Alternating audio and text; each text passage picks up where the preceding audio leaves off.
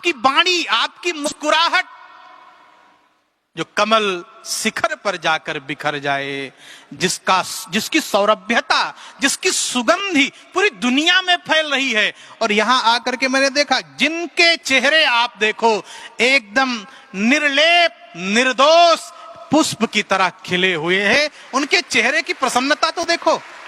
फिर किस जाति के हैं, किस धर्म के हैं, किस पंथ के हैं, किस मजहब पे हैं, फिर कभी चर्चा कर लेंगे। किसकी पूजा करते हैं, किसकी आराधना करते हैं, फिर कभी चर्चा कर लेंगे। लेकिन इनकी चेहरे की प्रसन्नता को देखकर ऐसा लगता है कि जैसे फूल की कोई जाति नहीं होती, वो तो जो सामने आता उसको अपना सुगंध देता। ब्रह्मा कुमारी का भी कोई जाति धर्म पंथ नहीं, ये तो खुशबू बिखेरता है। इसकी तो सौरभ्यता पूरी दुनिया आज देख रही है।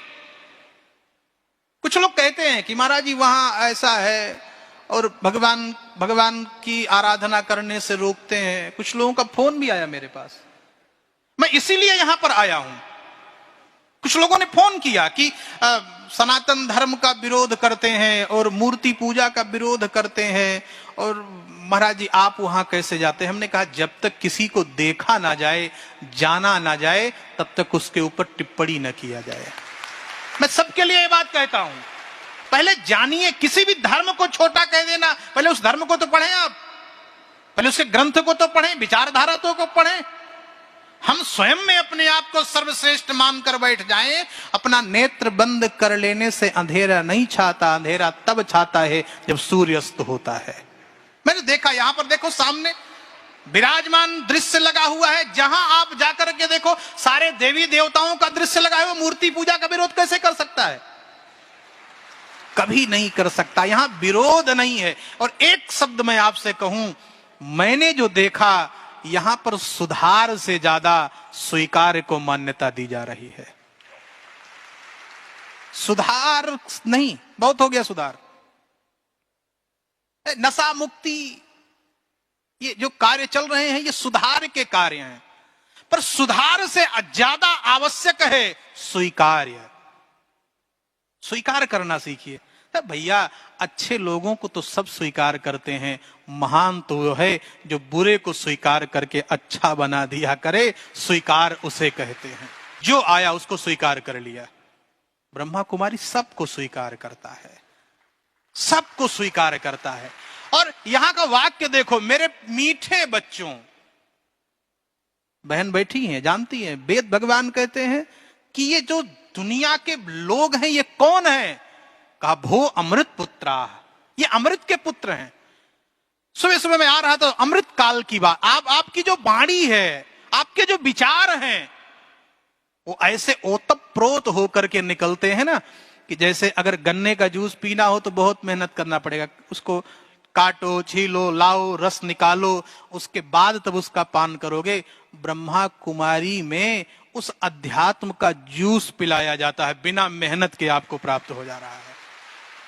कोई मेहनत नहीं करना, बिल्कुल बढ़िया बना, ताजा, ठंडा किया हुआ अध्यात्म का वो जूस है जो माताएं, बहनें, हमारे भाई लोग बनाकर रखे हैं। आओ और उस अध्यात्म का जूस पियो और पूरी दुनिया को अध्यात्म में बना दो। उसकी परिकल्पना यहां से प्रारंभ हो रही है। आप सब यहां पर विराजमान हैं। यहां से एक जीवन शैली, एक ऊर्जा, एक पवित्रता लेकर जब पूरी दुनिया में जाएंगे तो पूरी दुनिया वैसे भी भारत की ओर देख रही है। 21वीं सदी भारत के अभ्युत्थान का है, 21वीं सदी भारत के विश्व गुरु का है। और अब तो कहना ही क्या है, भारत तो धरती छोड़ो चंद्रमा पर भी चंद्रयान स्थापित कर दिया है। सूरज सबसे पहले यदि हमारे भारत से निकलता है तो चंद्रमा भी दक्षिण में अब चंद्रयान को स्थापित कर दिया।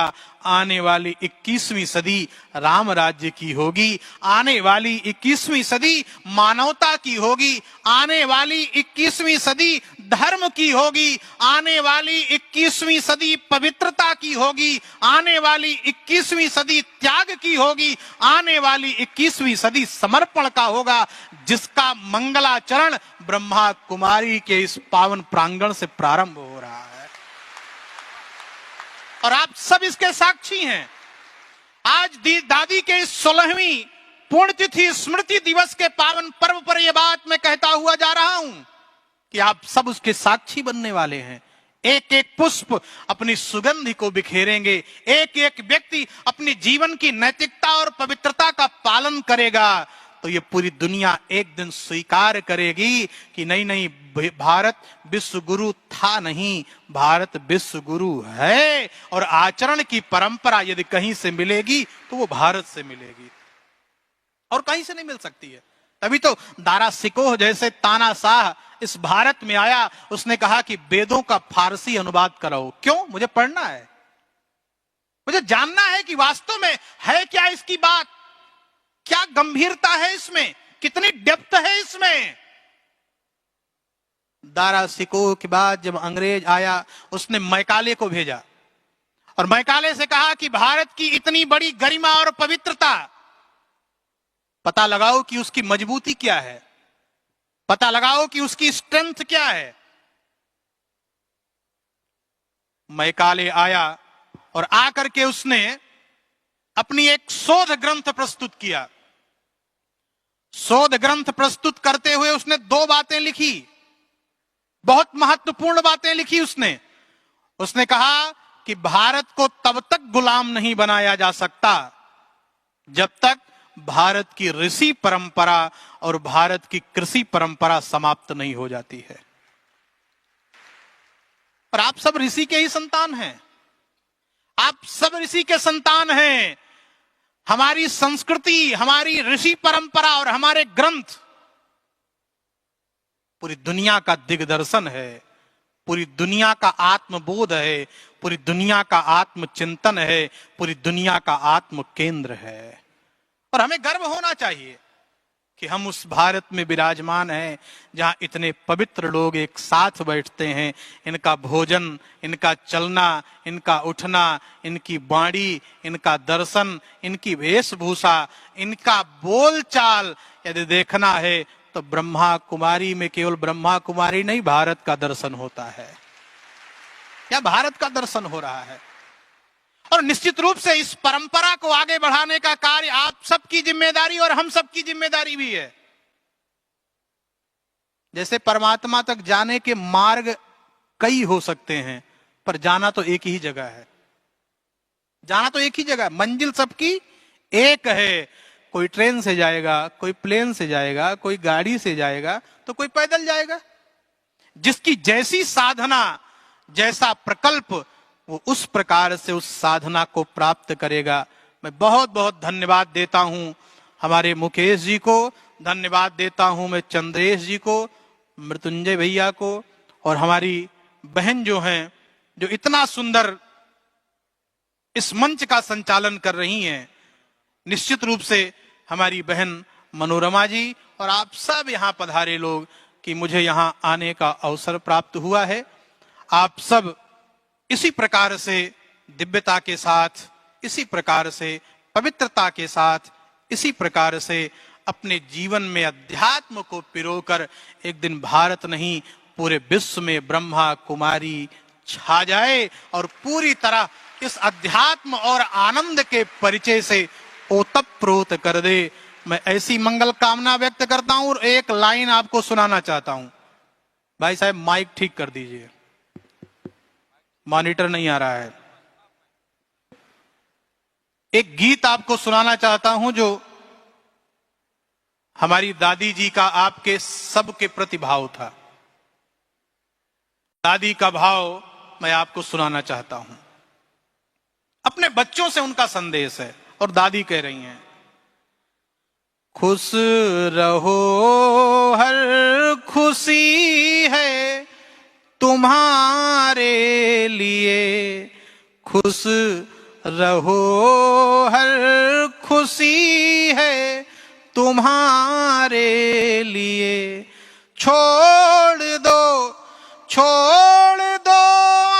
आंसुओं को हमारे लिए, छोड़ दो आंसुओं को हमारे लिए, खुश रहो हर खुशी है तुम्हारे लिए। और दीदी ने क्या कहा, क्यों उदासी की तस्वीर बन के पड़े, जो यहां आ गया कोई उदास नहीं होगा। मैंने सवेरे सुना कि दीदी जिससे मिलती थी भोजन, रास्ते में आने में कोई समस्या, रहने का कमरा प्राप्त हो गया कि नहीं हो गया, यह वाक्य था उनका, सबसे पहला वाक्य यही था। क्यों उदासी की तस्वीर बनकर पड़े, गम उठाने को दुनिया में दादी जी खड़े। किसी को कोई समस्या नहीं हो सकता है।